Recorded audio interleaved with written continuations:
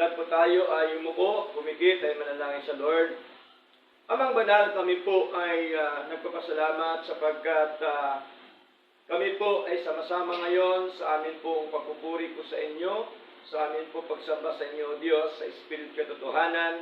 Marami po salamat, Lord God, sapagkat kami po ay malakas, masigla, at kami po, Panginoon, ay inyo pong pinagkalooban, Panginoong Diyos, ng boses, Panginoon, ng hininga, lahat-lahat, Panginoon, na mga bagay sa buhay po namin, O Lord God.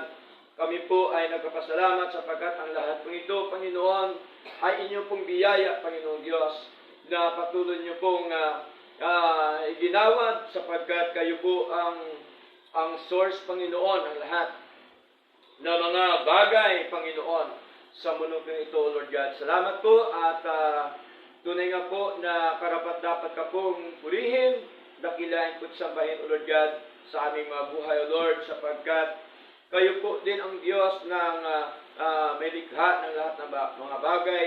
Kayo po ang Diyos na punong-puno ng pag-ibig at kahabagan, O Lord God. Kaya, Panginoon, wala pong dahilan para po kami ay hindi maglingkod sa inyo. Walang dahilan para hindi kayo namin purihin, dakilain po at sambahin sa aming pong mga buhay, O Lord God. Nawa, Panginoon, samahan niyo po kami sa aming pong pagsamba po ngayon, pag-aralan ng mga salita, at turuan niyo po naman kami, Panginoong Diyos, na amin pong itong may isa pamumuhay ang mga aral pong ito na inyo pong ipagkakalog sa amin, Panginoon, na ito po'y hango sa inyong written revelation, Lord, sa inyong gospel, Panginoon, na dapat po namin sundin, Panginoon, sapagkat ito po ay inyong isinulat, Panginoong Diyos, para po sa amin upang kami po, O Diyos, ay magiging aware sa buhay na ito, upang kami po, Panginoon, ay patuloy na maglilingkod sa inyo at patuloy po na maging malakas,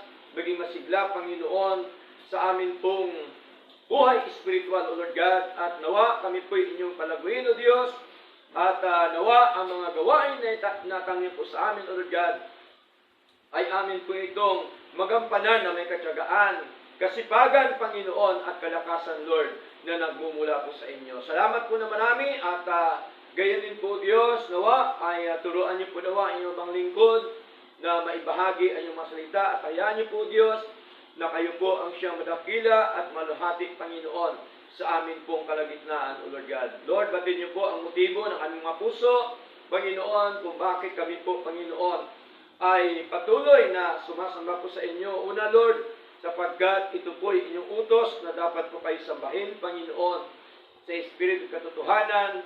At pangalawa, O Lord, ay ang aming pagtitipon, ang aming pagsamba, O Lord God, ay amin pong mga responsibilidad po sa inyo bilang mga anak niyo po, O Lord God, na kami po, Ama, ay patuloy na magpuri, magbigay ng karangalan, at patuloy po na sundin ang inyong mga kalooban po sa aming mga buhay, O Lord God. Salamat po na marami, at gayon din po, dinadalain po namin sa inyo ang mga kapatid, Panginoon, na nasa virtual worship, kaya din po nawang siya magpala, Panginoon, sa kanila, ng inyong po mga salita, sa kanilang mga buhay. Patuloy niyo po nawa, O Lord God, buksan din ang kanilang mga puso upang kanila din po nawa maintindihan at maunawaan ang inyong mga aral po, O Diyos. At gayon po, Panginoon, nawa, punuin niyo po nawa lahat ang aming mga puso, Panginoon, ng kagalakan, Panginoong Diyos, sa inyong po mga salita.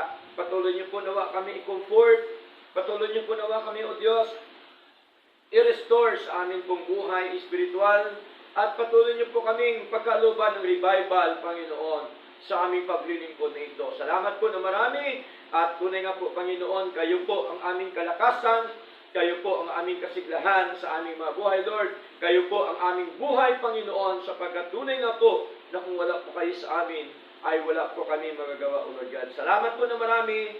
Ito po ang aming dalangin, O Lord God, sa pangalan po ni Jesus. Amen and Amen.